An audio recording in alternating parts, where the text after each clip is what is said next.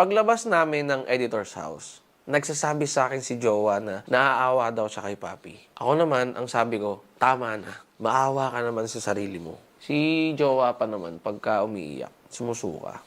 Sobrang na ano lang, nawala ng ilong ni Papi.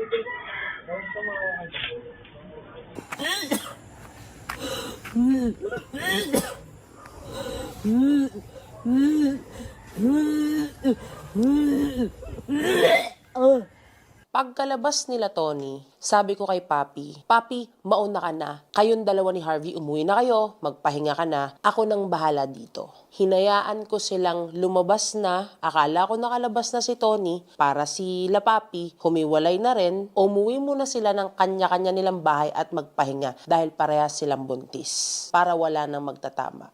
Habang sumusuka si Tony, gusto lumapit ni Papi para yumakap. Tapos si Vince, sumenyas na, alis na kayo. Tapos sinatid ko na si Papi sa kotse. Umuwi na kayo. Umuwi na kayo. Umuwi na kayo.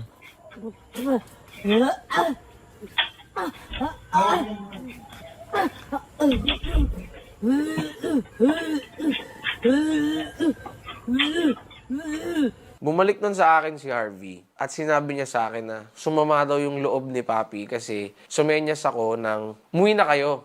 Na parang winiwigil ko yung paa ko sa kanya kasi naka-video ako kay Tony tas yung isang kamay ko inaalalayan ko sa likod si Tony. So winigil ko yung paa ko ng umuwi na kayo kasi ayoko nang pagdikitin si Tony at si Papi. Pagka kasi nag-abot na naman sila sa labas, yung emosyon nila tataas ulit. Siyempre, isang buntis, parehas mataas yung emosyon nila. So hindi matatapos yung dramahan, hindi sila makakapagpahinga. Baka mamaya pumasok na naman sa loob, magsigawan na naman. Yun yung gusto kong maiwasan nung mga oras na yun. Kaya pinauwi ko na sila. Yung napitan, ano yung ginagat, parang tinatawag yung nasaktan din ako. May Papi yung ginagawa mo siya. Hindi, pinaka-uwi ko kayo. Hindi gusto niya kasi ano dito. Tama na nga, B. Tama na nga. Kasi pag nalagtan to, Harvey, utang nila, gusto niya napitan dito. Hindi nga pwede maglapos na, B. Kasi maghihilit sila lalagay sa putang ng kapatid niya. Eh, na-approach si Tony, ba't dahil niya-approach naman niya sa akin? Eh, kasi gagando na yung partner ko eh. Parang tayo naman yung partner namin, kaya layo mo na. Kasi kaysa tayo magtama tayo, hindi ako para maipagtalo. Hindi rin ako para maipagtalo, pero mas sumayin daw yun sa pagpapalis ko ng gano'n. Explain naman ng maayos si Papi kasi buntis din siya. Pwede bang magpaliwanagan lahat pagkalmado na? Lahat pagkalmado na. Lahat pagkalmado na, pagkalmado na ha. Mainit tayo lahat. Sige na.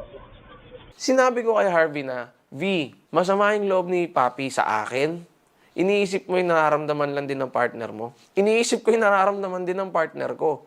Kung sumama loob ni Papi, sige, hindi ko i-invalidate yun. Pero wag mo ding i-invalidate yung nararamdaman ni Tony ngayon. At wag mo rin i-invalidate yung feeling ko na nag-aalala rin ako sa partner ko. Parehas tayong nag-aalala sa partner natin. Yun yung mga sinabi ko ata kay Harvey, hindi eksakto, pero yun yung mga nagiging sagutan namin. Ang sinabi ko din, Harvey, ayoko magtama tayo. Sabi naman ni Harvey, hindi naman tayo magtatama, hindi ako makikipag-away. Sabi ko, alam ko. Sabi ni Tony sa akin, humingi daw ako ng pasensya kay Papi kasi buntis daw si Papi. Ang sinabi ko naman, Jowa, hindi ka ba buntis? Hindi ba pwedeng mawalan muna ako ng pakialam sa nararamdaman ng iba kahit ngayon lang? Mag-focus lang ako sa kung ano yung nararamdaman ko na para maprotektahan ka at isipin lang kita. Pwede bang mag-usap-usap na lang tayo at maghingi tayo ng pasensyahan sa bawat isa kapag kalmado na lahat?